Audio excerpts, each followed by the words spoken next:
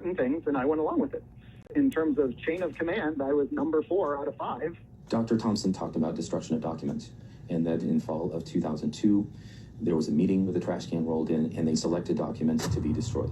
I led all the analyses with the Stefano thing. Literally, everyone else got rid of all their documents, so the only documents that exist right now from that study are mine. These documents were no doubt federal records. They were very important documents because they showed a very strong statistically significant effect. He felt that, quite rightly, it would be illegal to destroy those documents, and so in his office he kept not only the hard copies, but the computerized files for that study.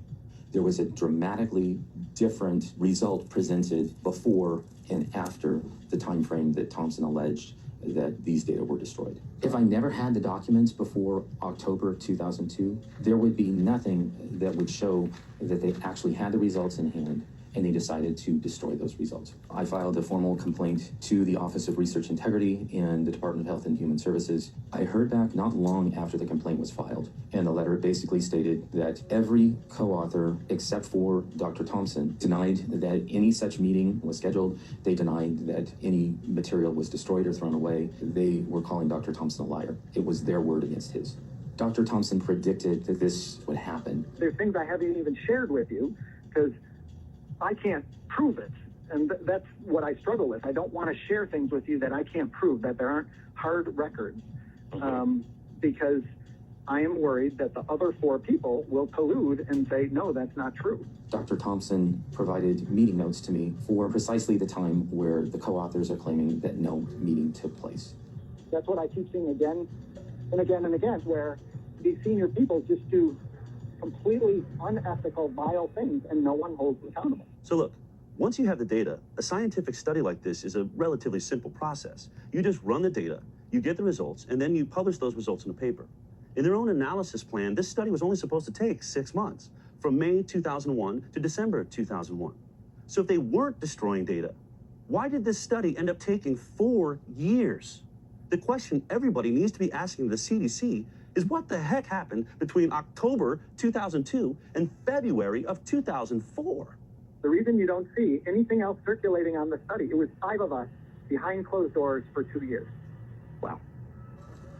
So after 2 years of secret meetings behind closed doors, DeStefano emerges with the final draft of the MMR study, and they're going to present it to the Institute of Medicine. People on the IOM move from industry, government, academia, government, industry, and then they bounce around. It's all the same people, and there wasn't a really good policeman in all this to really make sure that the vaccine safety studies are done properly and that they're done objectively. It just didn't seem to me like we were running a system that was credible. I had written to Julie Gerberding, and I asked her to postpone the February 9th Institute of Medicine meeting. This report, the Institute of Medicine report, I wanted postponed because of my concern that this was not an exercise in discovering the truth, but was instead a meeting being driven by a desire to short-circuit important research and draw premature conclusions. The problem is, William Thompson, being the lead scientist, he's going to have to present their findings, and he's not happy about it. In fact, he's so upset that he goes above the lead author, DeStefano, above Walter Ornstein, all the way to the head of the CDC, Dr. Julie Gerberding. And in an email, he says, "Dear Dr. Gerberding, I will have to present several problematic results relating to statistical associations between the receipt of MMR vaccine and autism." Basically saying, I'm not going to continue this lie. If you put me up there, I'm going to tell the truth. Thompson was originally scheduled to provide a briefing because he basically told Director Gerberding that he would have to say that there is a causal association. He was switched at the last minute with Frank DeStefano, who was able to report to the IOM falsely that we have found no association between MMR and autism. The IOM was the point of no return, and so deprived of the truth, the IOM declared MMR vaccine safe. It was a rush to judgment to shut the door permanently and completely on the MMR autism link. It's absolutely appalling that much of what I said turned out exactly to be true. They were trying to short circuit the research. It's the lowest, it's the lowest point in my career that I went along with that paper. After their brilliant work on the MMR study, DeStefano and his team received an award from the Department of Health and Human Services. And then several years later, Dr. Julie Gerberding received an award of her own, a high-paid job as head of the vaccine division at Merck.